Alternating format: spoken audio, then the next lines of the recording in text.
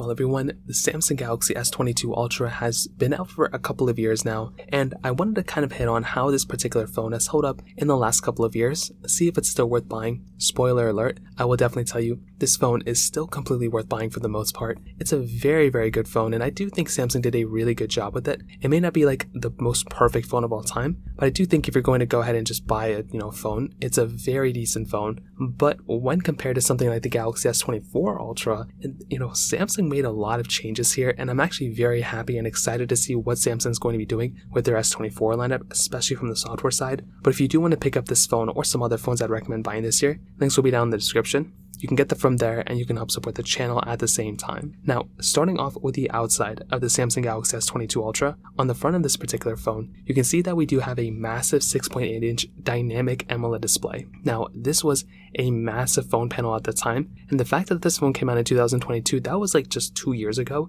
This phone screen is still very, very big, and that's once again just what happens when you're buying a phone like this. You're getting a device that has a massive panel, which I think is great. It looks awesome. The big difference though is that basically a lot of phones nowadays are flat displays, and that's just kind of what happens when you're purchasing these types of phones that are more modern. They change up the design a little bit. So this one is a curved glass display, which I think is nice. I actually prefer curved glass over the flat back or flat front or whatever, but still a very good panel. 120 hertz display. I mean, it's 1440p. This is probably one of the best panels Samsung's made. They recycled it for like 2 years straight, which was kind of an interesting choice, but it's a very, very good design, and I love this phone a lot from that particular perspective. On the bottom, you're getting your USB Type-C port, and you're getting your S Pen as well, which is once again very cool. Having an S Pen is a very awesome feature to have, and that again is something that I love a lot about these particular devices, is that you can just go ahead, take this S Pen out of this particular phone, put it back in, and basically move on with your life. And it's basically like a stylus that you can kind of mess with. So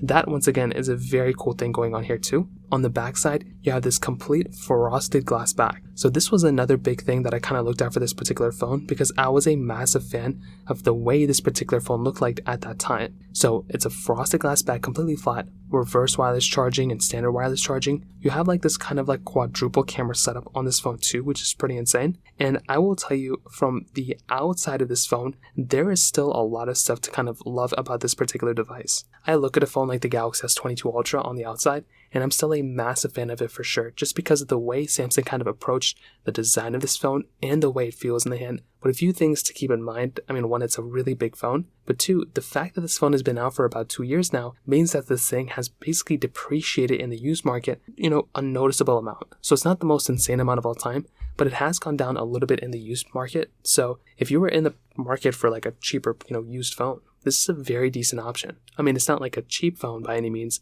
It's still going to cost you probably like $600, maybe a little bit less than that, but it's still a very good phone, and I can't believe how good of a phone this is, because this price has gone down so much that it's like less than half the price that it was 2 years ago, but it's not half the phone that it was 2 years ago. It's still a tremendous phone without a doubt. So from the exterior, that kind of covers it up there. Now, from the camera performance side, this particular phone, like I said, had like kind of like a quadruple camera setup. So it had a 108 megapixel wide-angle lens, a 10 megapixel periscope telephoto lens, a 10 megapixel telephoto lens, and then a 12 megapixel ultra-wide camera. On the front, you were also getting a 40 megapixel wide-angle lens. Now, the thing that I loved a lot about this particular phone was that you were basically getting a very, very good camera. Easily, probably one of the best cameras, of last year, you were getting on this particular phone. And once again, that's an insane thing. When you're getting a device like this, you're getting one of the best cameras on any smartphone at that moment. Now with this thing, you're getting 8K capability on the back and 4K 60 on the front and the back, as well. And this type of device is just so insane. The fact that you can go ahead and get a phone like this, that's of this quality, that's of this caliber, and it holds up this well, it looks this beautiful. I mean, that's some really good stuff that you're getting with this type of phone. And once again, that in and of itself is very cool. Maybe my only downside, and I don't know if I would call this a downside, but really the only issue I would get from this type of device is that you are kind of getting a phone that, may not work the best in some social media applications. So if you love taking photos and videos on Snapchat and TikTok and, Instagram and those types of apps, you might run into some problems where the camera isn't as optimized as it could be. Again, it's not the biggest deal in the world or anything, but that is like one other slight thing that you may run into, that you are going to be getting some sort of camera, software that may not be that great in those applications. But beyond that, I will tell you, in the camera app and everything, it's a very good camera, and I love this camera without a doubt. So from that perspective, that kind of covers it up there. Now, in terms of the software side of things, this is a very interesting thing. So what Samsung just ended up doing was that they actually ended up increasing their software longevity on their Galaxy S24s. So their S24s are giving us 7 years of software and security updates, which is insane. That in and of itself is probably one of the biggest changes that Samsung has made,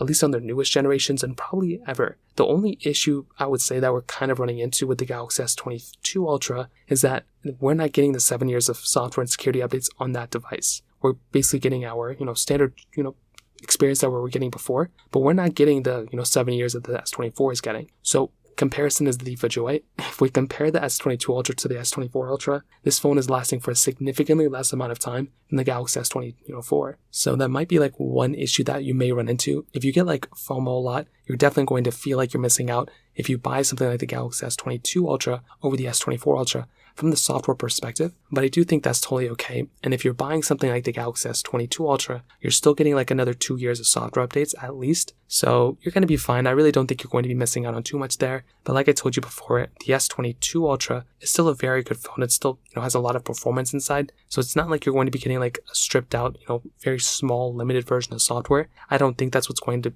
be happening here. But just kind of keep that in mind in the back of your head. So with that being said, the performance of this phone is still very, very good. No matter what you can say about the software or any other part about this device, this phone's performance is very solid. So you're basically getting that Qualcomm Snapdragon 8 Gen 1 chipset inside with 8 gigs of RAM on the base models, but it does go up to 12 gigabytes of RAM. Now, the funny thing is that older Samsung Galaxy S, Ultra models actually were giving us more RAM than this thing, so I'm not even too sure what's going on there. But I will tell you the Galaxy S22 Ultra's device, the internals and everything are very, very good. That 8 Gen 1 chipset was kind of controversial because you were getting a phone that could be throttled, that wasn't the best, of that time. The 8 Gen 2 did make some changes there, but I will tell you the 8 Gen 1 is still very good, and I still use the 8 Gen 1 for a lot of gaming that I've done before, and like back in the day, for a lot of gaming that I did like back in the day, and it's still like a very good chipset. It's only like 2 years old now. I will tell you though, when I get the S24 Ultra and I compare it, there's definitely going to be massive improvements, but for big applications and big gaming to smaller applications and smaller things here and there, it's going to be a very good performing phone. And the fact that it's a massive phone with a 120Hz panel will give the impression that you're kind of using like a way better, bigger device than even maybe some smaller phones that are a little bit more newer. So what I will definitely tell you about the S22 Ultra is that this is a very good phone. I'm a fan of the S22 Ultra like crazy. I love this phone a lot, and it definitely does get better than this phone. I think the S24 Ultra is a very good upgrade coming from the S22 Ultra, but I still think if you're buying something like the S22 Ultra, you're still getting a phone that's very good, very solid, and once again, there's not really an insane amount of things to complain about with this particular device. So in terms of that kind of covers it up here. If you have any other thoughts or questions, please let me know in the comment section below. Hit the like button, that helps me so much, but definitely hit that subscribe button. More importantly than everything else, I love every single one of you guys. Hopefully I'll catch you guys in the next video. Peace out till then.